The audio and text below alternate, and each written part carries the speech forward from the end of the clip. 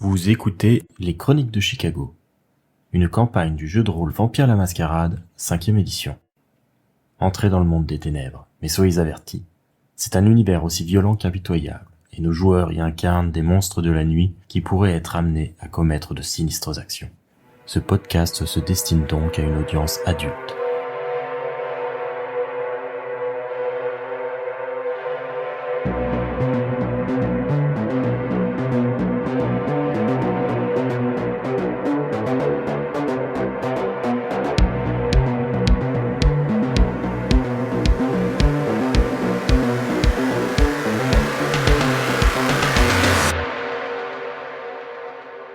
Vous vous rendez à la Sears Towers, qui se trouve vraiment au centre de Chicago. C'est une gigantesque tour de verre qui se dresse comme ça au milieu des autres gratte-ciel. D'ailleurs, c'est le plus haut gratte-ciel au monde encore en 90, et ce pour encore quelques années. Mais par contre, son gigantisme ne lui a pas vraiment réussi, car c'est une tour d'affaires qui est à peine remplie à moitié, avec de nombreux étages laissés vacants, au point d'avoir mis en difficulté le groupe éponyme, qui était pourtant l'un des plus gros des États-Unis. Bien entendu, comme il s'agit d'une tour d'affaires, il y a une sorte d'accueil. Il doit y avoir 2 vigiles à l'entrée. Et il y a plusieurs ascenseurs. Et vous imaginez bien qu'il y a de très nombreuses entreprises qui sont affichées. D'ailleurs, il y a un panneau à l'entrée qui indique pour chaque étage quelles entreprises sont présentes. Vous notez d'ailleurs qu'il y a de nombreux étages vacants. Et du coup, est-ce qu'on voit l'étage de Data Drive? Oui, c'est marqué. Vous voyez le logo de Data Drive, qui est une sorte de disquette. C'est indiqué que c'est au 20e étage. Ok, bon, on y va. On n'est pas arrêté par l'accueil ou la sécurité en entrant. Justement, la sécurité, quand vous arrivez, ils ne vous disent rien du moment que vous restez un petit peu comme ça à l'entrée, que vous semblez chercher quelque chose. Mais dès que vous avancez pour vous diriger vers les ascenseurs, ils vont se mettre sur votre chemin. Bonsoir, mesdames, monsieur. Bonsoir. Bonsoir. La tour est fermée le soir. Est-ce que vous avez une raison particulière de vous présenter à cette heure-ci? Si vous avez un rendez-vous, c'est différent. Oui, je sais que c'est une heure un peu étonnante, mais vous savez, Chicago ne dort jamais vraiment. Et on a rendez-vous chez Data Drive. Data Drive, il n'a pas l'air très sûr du nom de l'entreprise. Il va regarder lui-même sur le côté pour vérifier. Oui, vous avez une invitation, un mot, quelque chose. Il faut peut-être que j'appelle en haut pour voir, pour qu'ils viennent vous chercher. Ce sera pas nécessaire. Nul besoin. Nous sommes attendus. Et je me souviens du nom qu'il y avait sur mes notes de la part de mon collègue pour dire on est attendu à tel bureau par monsieur. Je me souviens plus trop des noms, mais par monsieur un tel, il nous attend prestement. Monsieur Wallace. Oui, voilà, monsieur Wallace, exactement. Ah, vous êtes attendu par Monsieur Wallace. Il me semblait l'avoir vu sortir, mais je me trompe peut-être. Vous allez me faire un jet de subterfuge, On va s'amuser. sachant que Lydie a 3 en charisme et 1 en subterfuge, ça fait donc 4 dés. J'ai un aussi. Incroyable. Moi, j'ai rien du tout. Sachant qu'Hélène a 1 en subterfuge aussi, elle peut potentiellement aider. Par contre, Harold est pas très convaincant, il n'a pas de poids en subterfuge, il ne peut pas aider dans le travail d'équipe. Que dit Hélène pour essayer de soutenir la tentative de Lydie? Moi, je regarde Hélène, genre en mode un petit coup de charisme plus. Du coup, je vais croiser les bras, je vais soupirer, telle celle qui est un petit peu videur, tu vois. Un petit peu comme eux, mais pour des boîtes qui sont pas trop les mêmes.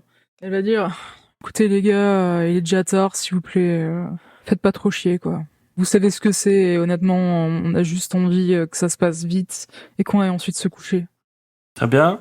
Donc, Mathilde, tu vas faire le jet pour Lydie.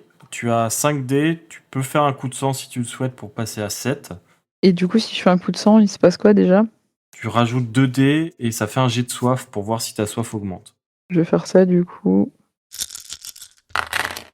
J'ai pas réussi beaucoup. Ouh, c'est pas terrible du tout. Tu as réussi ton jet de soif, donc du coup ta soif n'augmente pas. Par contre, un seul succès pour le moment. Moi, je te conseillerais du coup d'utiliser un point de volonté pour essayer de faire plus de réussite. Ok. 3 succès. Le jet de volonté a été plutôt efficace. Le vigile va vous considérer tous les trois et va finir par dire c'est bon, allez-y, mais on va surveiller l'ascenseur. Vous n'avez pas intérêt à aller ailleurs. Pas de souci, on n'a aucunement l'intention d'aller ailleurs. Pas de souci. Vous rejoignez l'ascenseur. J'imagine que vous appuyez sur le 20e étage, du coup. Effectivement. Très rapidement, vous vous retrouvez dans un couloir de bureau. Vous voyez qu'il y a plusieurs entreprises qui sont à cet étage, mais il y a une porte sur laquelle il y a le logo de Data Drive. Par contre, cette porte est fermée à clé.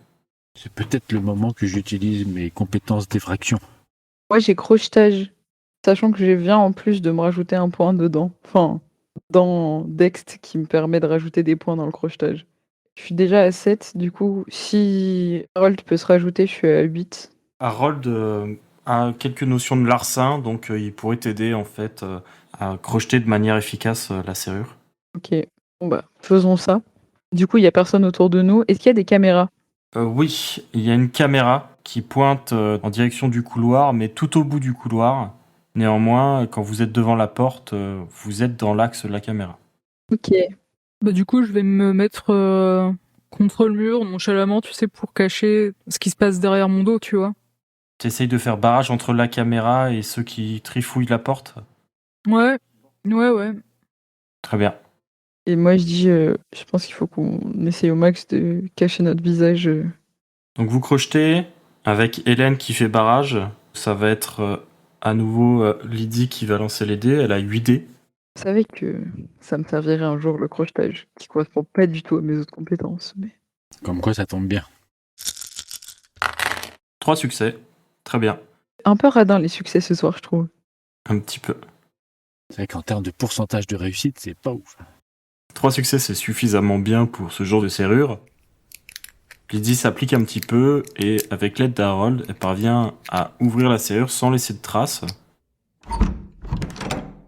Vous pénétrez à l'intérieur des bureaux, refermant la porte derrière vous. Vous êtes face à un bureau qui est constitué de plein de petites cabines qui séparent les ordinateurs des différents employés. Il y a également des bureaux qui ont l'air d'être des bureaux plus de direction au fond de la salle. C'est pas un énorme bureau, mais il y a pas mal à faire. Est-ce que déjà il y a des caméras à l'intérieur? Non, il n'y a pas l'air d'avoir de caméra ou de système de sécurité. Essayons de faire vite. Et il n'y a pas de panneau sur les portes ou quoi que ce soit qui nous indique... Si, bien sûr, sur les bureaux, il y a justement les indications des positions. Hein. Donc, il y a le bureau du directeur des ressources humaines, il y a un secrétariat, il y a le bureau légal avec les conseillers juridiques. Il y a un petit peu tout ça, à vous de voir ce que vous cherchez et comment vous souhaitez vous y prendre. En tout cas, ce sera un jet d'investigation pour trouver ce que vous cherchez à obtenir. Mais qu'est-ce que vous cherchez à obtenir précisément ? On partait sur la liste des employés pour voir si Ballard pouvait trouver un descendant qui faisait partie des employés, et puis de savoir le nom de l'intervenant qui était à la banque le jour où il a été installé le serveur. Enfin, je sais pas, sauf si vous voyez autre chose. Pour moi, il y a deux choses un peu distinctes, c'est-à-dire trouver les infos exactes sur ce qui s'est passé ce jour-là, mais aussi potentiellement, et sans doute plus difficile pour moi, un niveau plus haut d'investigation, donc après on verra en fonction de la réussite du dé, ce serait de essayer de voir si on peut pas trouver des infos sur un... Là, peut-être dans l'ordinateur du PDG ou quelque chose comme ça, sur le... Sur le hacker. Oui, enfin c'est ça, sur un plan qui serait en lien avec le fait de voler de l'argent à la banque, quoi. Donc en fait, vous cherchez deux choses particulières, c'est qui a installé le truc et est-ce qu'il y a une sorte de projet interne à l'entreprise qui aurait laissé des traces et qui serait à l'origine de ce hack. C'est ça ? Oui. Très bien. Donc ça va être un jet d'investigation plus résolution. Là encore, c'est Lydie qui a le plus gros pool. Elle a 5, sachant que Hélène et Harold peuvent l'assister, comme ils ont tous les deux investigation. Donc ça lui fait 7 dés de base. Est-ce que tu souhaites faire un coup de sang ? Ouais, je pense. Ouais, 9 dés, ça peut être pas mal du tout. 4 succès et la soif n'est pas modifiée. Est-ce que tu veux relancer des dés avec un jet de volonté ? Sachant que tu as 5 points de volonté, tu en as déjà utilisé 1, donc tu es à 4 pour le moment. Bah ouais, je vais encore en utiliser un parce que je me dis que c'est vraiment mon action de la nuit. C'est sans doute là où je vais être le plus utile. Après, ce serait pas à moi de faire les jets pour fouiller direct dans les ordis et tout. Donc, Comment elle me met la pression? Oh, Oh. 8 succès critiques. c'est une réussite critique, ça, non? Si j'ai 2 10. Oui, oui.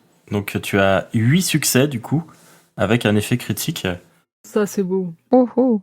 C'est donc Lizzie qui prend en main l'action cette fois-ci, et vous parvenez à un petit peu quadriller les bureaux pour repérer les ordinateurs et puis les dossiers qui pourraient être les plus intéressants.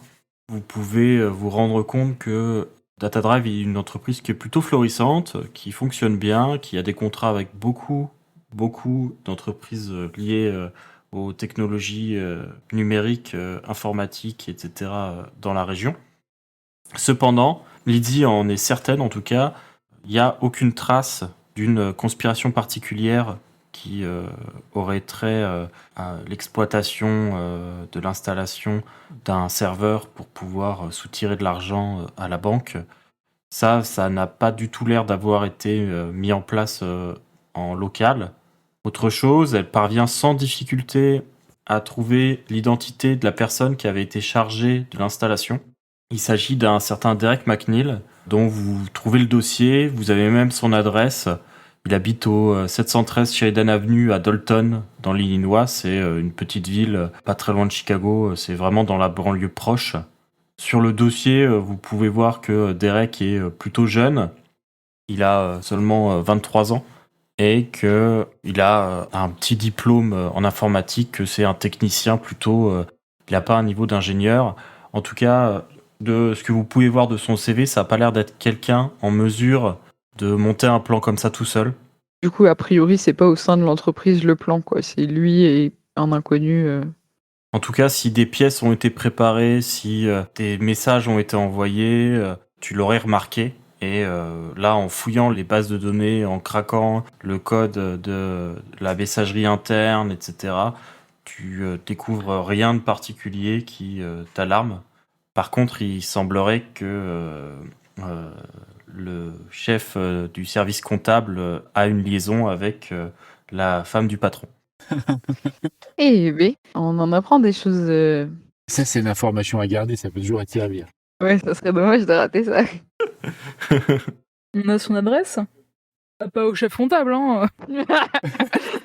À la femme du PDG. Ni à la femme du chef. On trouve l'adresse. En fait, on va tellement gagner d'argent en blackmailant tout le monde qu'on n'aura plus besoin de parler à Ballard après. Va falloir gagner beaucoup d'argent quand même. Non mais plus sérieusement, est-ce que on a l'adresse justement du technicien? Oui, tout à fait. Vous avez son adresse à Dalton. C'est au sud de Chicago. Eh ben fort bien, on sait ce qu'on va faire la deuxième partie de la nuit.